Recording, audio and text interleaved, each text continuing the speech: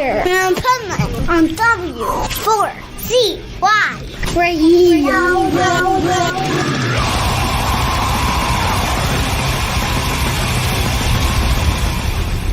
Wake up, America! It's time for the Adventures of Pipeman on W4CY.com, West Palm Beach's #1 internet radio station. Here's your host, the Pipeman. Somebody hold me back! All rise for retribution! The undeserving please. This is the Pipeman here on the Adventures of Pipeman W4CY Radio. I'm very excited about our next guest because I just love musicianship, and that's something that you don't always see nowadays in the way music has become. I think sometimes we've lost some musicianship, but then there's also a comeback of artists like this next one and a lot of others that are bringing that back. So let's welcome to the show the amazing progressive metal guitarist, Martin Gonzalez. How are you? Yo, what's up, man? And thanks for those kind words. I'm good, man. How are you? Oh, I'm great. And my pleasure, because it's true, listen, nothing takes the place of good musicianship. You can push buttons all you want. You can use AI all you want. And that's all good for enhancing, in my opinion, but not as a replacement. Right, I can agree, man. Especially with that AI stuff going on as of lately. Scary, man. Oh, it was scary way back when, like in the 80s. I remember telling people, I don't like this. The machines are going to take over, and here we are. It's like reality now. But Dude, yeah. But there are a lot of artists like you that are bringing back what things were, I say, more like in the 70s and the 80s and the 60s, where it was all about musicianship. And, especially talking about guitars, like songs nowadays are written without guitar solos because of the attention span of people out there, but also because, I don't know, I think some of these musicians nowadays are not even learning how to play guitar. They're learning enough to get by, and then they use all the, technology to do the rest.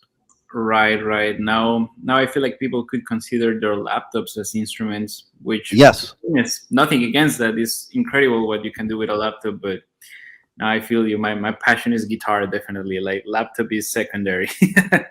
Have you ever seen there's a meme out there that shows a picture of the rock star in the 80s and the rock star now? Have you ever seen this meme? Right. Yeah, that is like people partying and like drinking beer and then just like a nerd sitting in front of his computer. Totally. Oh, man, it's so funny, because it is pretty true. And I mean, there's a positive side to that, too, because a lot of musicians nowadays, they are more professional and serious about it. And they're, straight edge, a lot of them.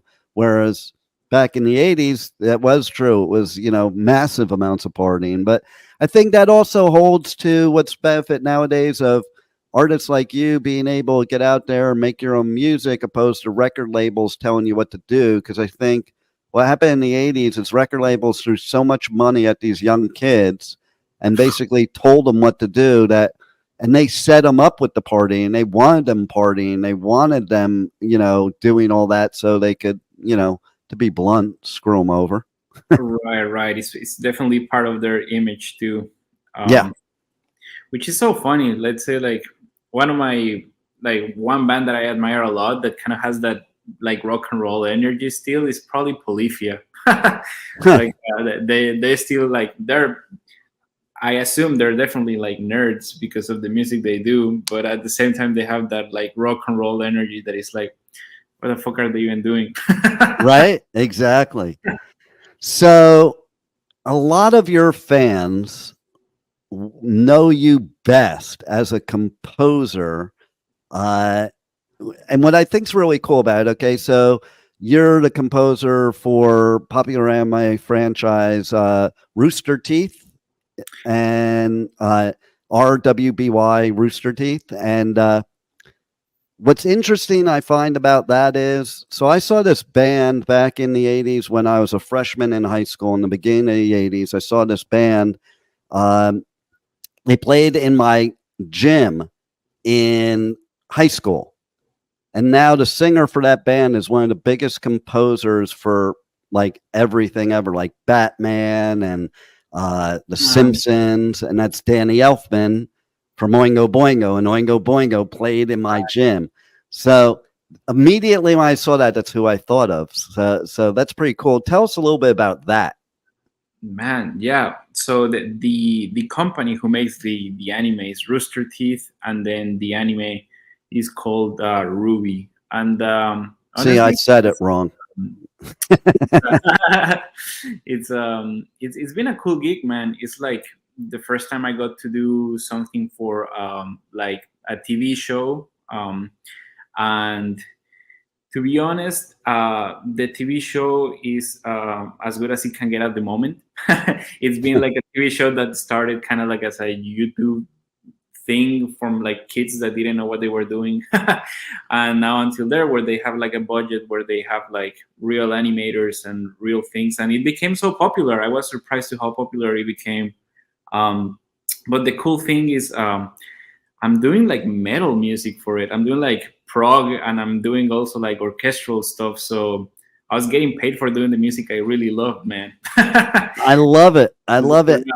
I feel like sometimes for composers, it's like you take the gig that you have to take, right? Like sometimes you're like hired to do, I don't know, music for in the style of blah, blah, blah, blah, blah, blah. But in this case, I was literally hired to do music, the style of music that I really like to do. So I was like creatively very free. I like wrote that stuff, obviously with direction from like the directors and so on. But I was just happy playing guitar and being like paid for playing it.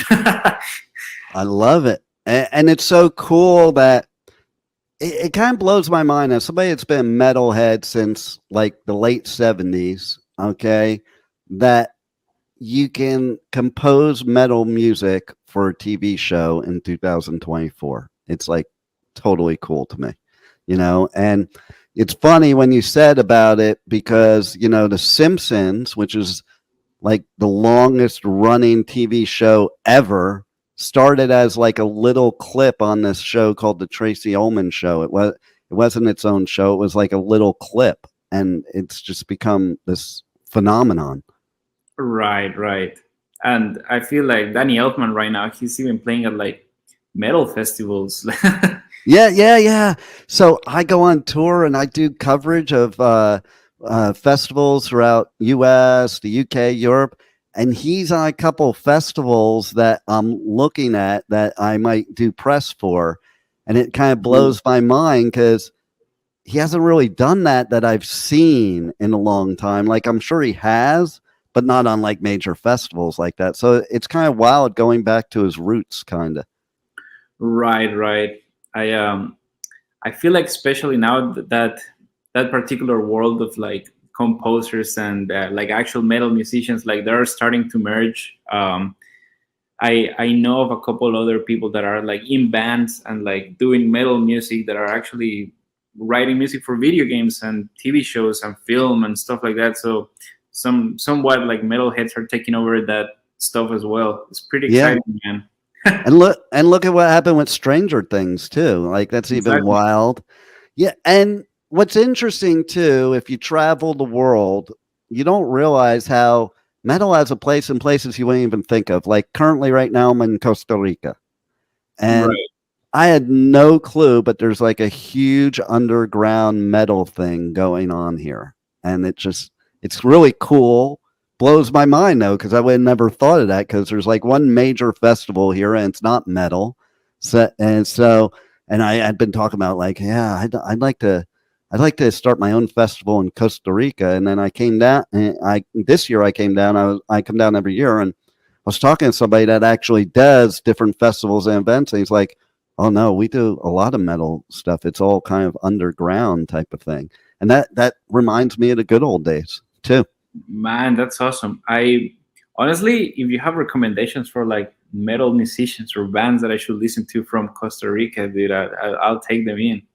I'll have to find them. There is one that I'm forgetting the name of the band, but I was in Bali last year for 2 months, and there's this band there that they're kind of like maybe pop punk combined with metal and punk, and they have this song called Kuda Rock City. Kuda Rock City. I'm trying to remember the name of the band right now. But like they're really popular there, and I listen to them. I'm like, man, they're really, really good. Again, never expected that in Bali for sure, you know, and it's just really cool. And then I was just in Mexico a couple months ago, and I saw metal stuff going on there, and I'm like, man, that's just.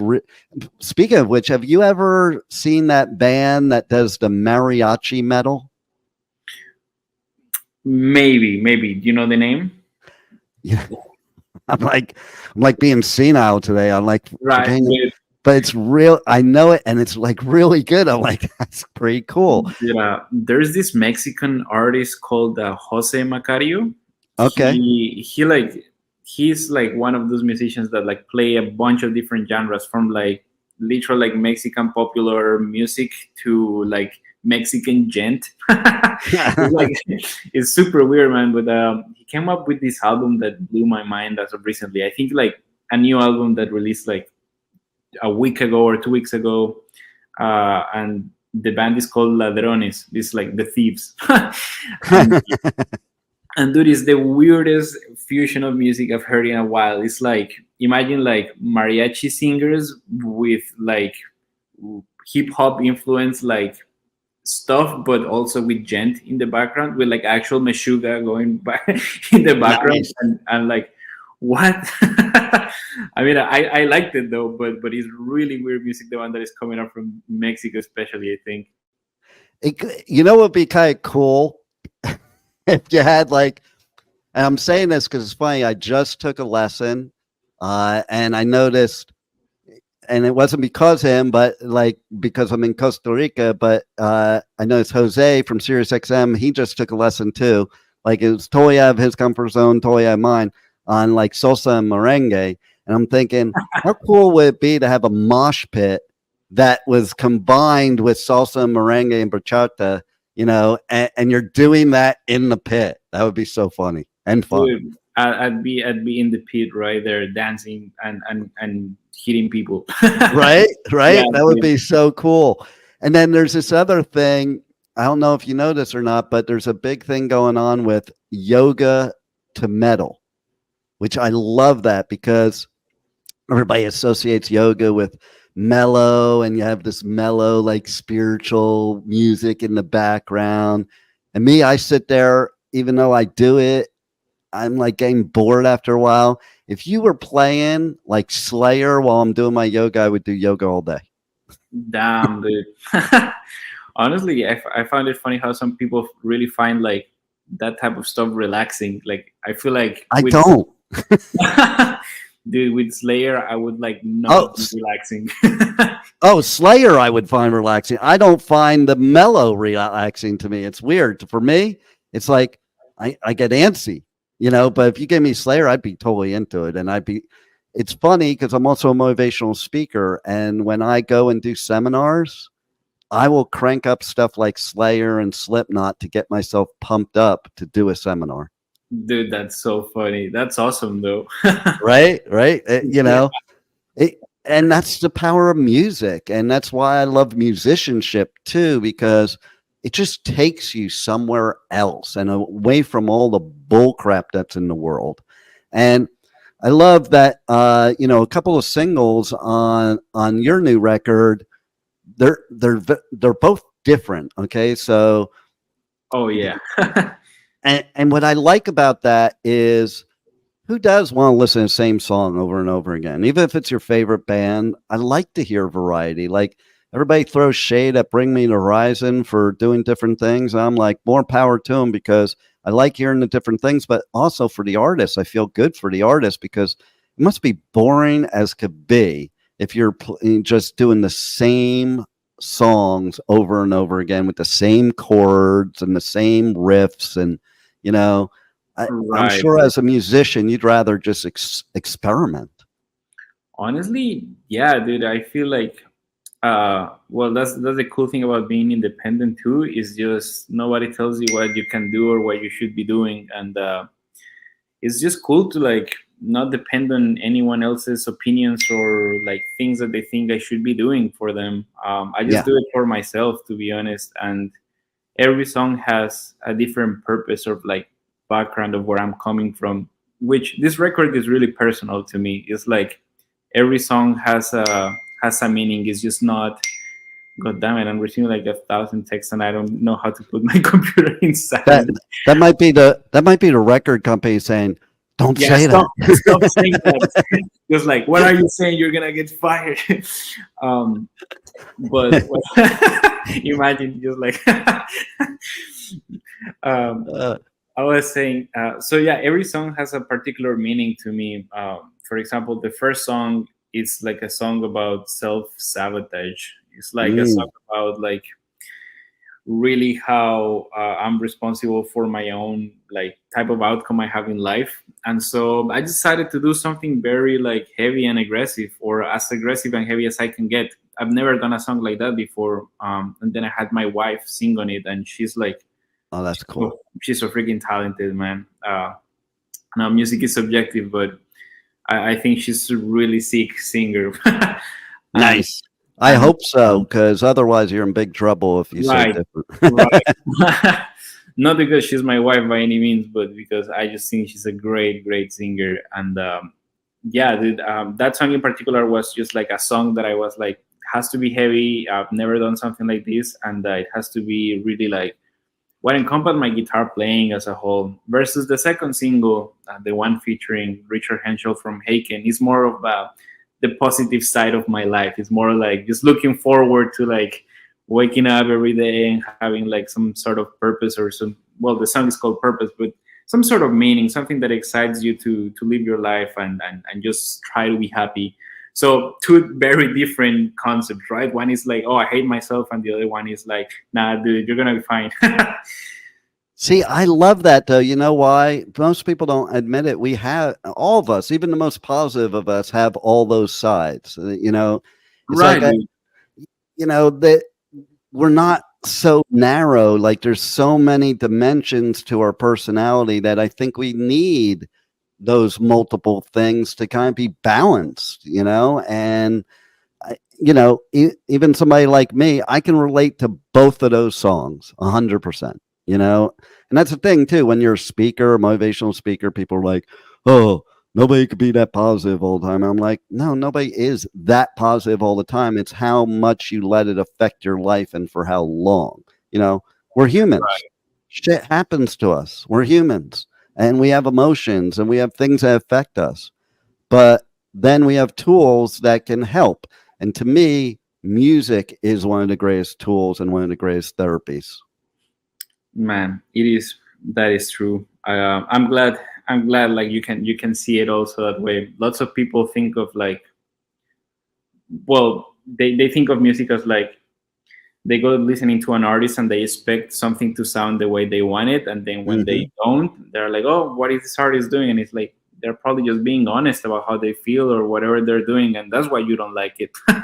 Right? But, And right, that's the only way to be a good artist too, is to just be yourself. If you're trying to do things for what other people want, you're not going to be as good. You know, forget the fact that somebody's being fake, just the fact of how can you be good at your craft when you are faking it? You know, exactly. if you're just being yourself, it's easy. It's just like I tell people with radio shows or like, you know, like we doing this interview or stuff like that. I don't script it. I don't prepare. Like, you know, there's a little bit of preparing, obviously, but I don't sit there like, oh, I got to practice. But I just get on and be myself because that's what people can relate to. I'm glad, dude. Same. Came here absolutely unprepared. Good. I love it. Because the one thing, and I don't get it often, but when artists or PR people are like, can you send me the questions you're going to ask? I'm like, no. Because the interview takes a life of its own. And like, if you would have asked me before this interview, if we were talking about some of the things we've already talked about, I would have said no, because I didn't even think about it. Like, the key to anything in life is letting life happen and then taking those life events, and that makes the conversation. I agree, dude. Totally agreed. So how do people connect to you on socials, on the web? How can they get your new album, merch, anything? Right. So I always go like at Martin Gonzalez Music. And that's on, I think, Twitter, YouTube. No, that's on Instagram and YouTube. And then on Twitter, or now X, for whatever reason, I go by Martin, Gonar. Then I'm like, it should be super easy to get to like how to buy the album or how to get to my Spotify or everything from there. Just look it up. It's Martin Gonzalez in Bandcamp, in Spotify, and basically every streaming service you can think of. And in Bandcamp, I'm currently running a pre-order. And then as I'm releasing the singles, you can download the full quality version of the singles, as in like the full audio quality version of the singles as you pre-order. Nice. And the album is coming out on March 22nd. And the next single is coming out on Friday, this Friday, March 1st. Ooh. And that's another song with vocals too. So I'm pretty excited about this one. This one in particular is my favorite. So kind of like connect with me and you'll be informed of when this drops out. Very cool. And so tell us about the solo record coming out on the 22nd. If you were to say what it really means to you and like what made you come up with the name for it, not because what does the name mean, but more of what it means to you. Right. So this record is basically a way of me trying to like breathe out all the shit that I've been living for the past couple of years. I had like a year or two where I was just like confused to where I was going on with my life and just kind of like maybe doing music that I wasn't passionate about. And this is just kind of like a way to reinvent myself, to feel good about myself, and to write music for me because I love it, right? So this record was like a reminder to myself about like why I'm doing this and why I want to be a musician and why I will never stop doing it. So that's what the record personally means to me. The name of the record is Suspiro, which means like sigh. It's like a heavy like, right. So that's why I named it like that. It's just a way of like expressing myself to my honest self right now. This is like as good as I am in right now. There's a lot of room to grow, and I hope that the next music I do is always gonna be better. But this is kind of like a testament of like, this is me right now. These are my abilities. This is what I love to do. This type of music is the one that resonates with me personally the most. And I decided to bring some friends along the way. Like, as I told you, my wife is on it, which means a lot. Then I have another friend of mine called Cenk, which is a friend I met at Berklee College of Music, and he's now living in England. So we're really far away, but he was always like an important dude to me. And then I also collaborated with sax singer, who is a super sick wind, like all types of wind instrument player. He's playing alto sax in one of my songs. And then Richard Henschel, which is the guitarist from Haken, which is like a dream come true because I used to listen to Haken since I was like an early teenager. So having him on the record also meant a lot to me. And it's just a way of like bringing people that I think are both talented and that I care about into my own music. And it's just very fulfilling, man. So that's basically what the record is to me. As I said before, just a way of like letting my negative energy go and keep pursuing music with all I got. It's good that that's my first record as a solo artist too. I think it has a great meaning. So for whoever listens to it, I just hope they can get to meet me better as a person, not just as a guitar player, because right, everyone can play guitar nowadays, but maybe they'll meet me as a person just by listening. And as always, music is subjective, so whatever the music does to anyone who listens to it is super welcome, and I'm super interested to know how it touches people and whoever cares about it too. I love it, and that's why I asked that, because one thing you said to me, it like really hit home. Like, you had that rough couple of years, and then like making this album is like a big sigh from that rough couple of years, which goes to the point of what I said of it's the best therapy, not just for us as the listener, but you as the artist. So this expressing on this album is getting out all that negativity and things that happened over the past couple of years. And I think that's way healthier than any of the big pharma drugs that people give. Agreed, man. Agreed. Love it. Well, thanks a lot for giving us great music and being a great musician. And thanks for being on the Adventures of Pipeman. Dude, thank you so much for having me. That was a pretty dope chat. Hope it's not the last one we have too. It won't be. And I love hearing that feedback too, because sometimes for artists, doing press is not the fun part of the job. And that's why I'd rather make it fun. So thanks. Right. Well, it totally depends, man. But you're a cool guy. So I look forward to talk to you again sometime. Ditto. Absolutely. Thank you for listening to the Adventures of Pipeman on W4CY Radio.